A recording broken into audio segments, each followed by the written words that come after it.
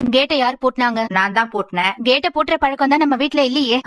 எல்லாம் பழகினபடியா நடக்குது. நீ தான் இவ்வளவு லேட்டா வீட்டுக்கு வந்ததே இல்ல. இன்னைக்கு வரல. கீழே நான் மட்டும்தான் இருக்கேன். கேட்ட பூட்டாம யாராவது வீட்டுக்குள்ள வந்தா என்ன பண்றது? கூப்பிட்ட உடனே வர்றதுக்கு வீட்டுல ஆளுங்களா இருக்காங்க. ஒரு நாள் தானே அத்த லேட் ஆயிடுச்சு. ஒரு நாள் தான் எல்லாமே ஆரம்பிக்கும். இது வீடா இல்ல சத்திரமா பாக்கியா? உன் இஷ்டத்துக்கு வர்றதுக்கு பாக்கியா? எல்லா வீட்லயும் 7 மணிக்குள்ள பொம்பளைங்க வீட்டுக்கு வந்துருவாங்க. நீ என்னடானா ஆடிய செஞ்சு 12:30 மணிக்கு வர. அதுவும் எதுல?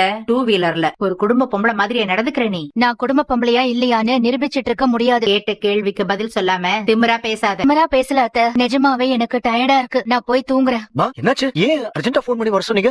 உடம்பு ஏதாவது சரியில்லையா? என்னாச்சு? 12:30 மணியை தாண்டதுக்கு அப்புறம் எந்த பொம்பளையாவது வீட்டுக்கு வருவாளாடா? 12:30 மணிக்கா?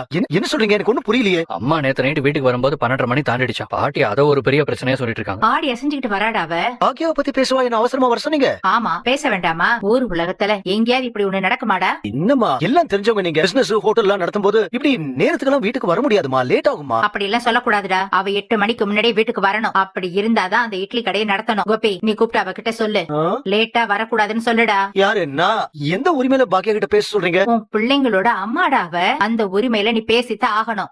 அவ பதிலுக்கு ஏதாவது சொன்னானா அதை நான் பாத்துக்கிறேன். பாட்டி நீங்க தேவையில்லாத வேலையெல்லாம் பாக்குறீங்க. டேய், எனக்கு எல்லாம் தெரியும்டா. நீ சும்மாரு. தள்ளு. பாட்டி பாட்டி பாக்கியா, என்னடா இது? பாக்கியா, என்னடா இது? பாட்டி பாக்கியா எங்க? இன்னும் எந்திரிக்கலையா? இல்ல பாட்டி, அம்மா அப்பாவே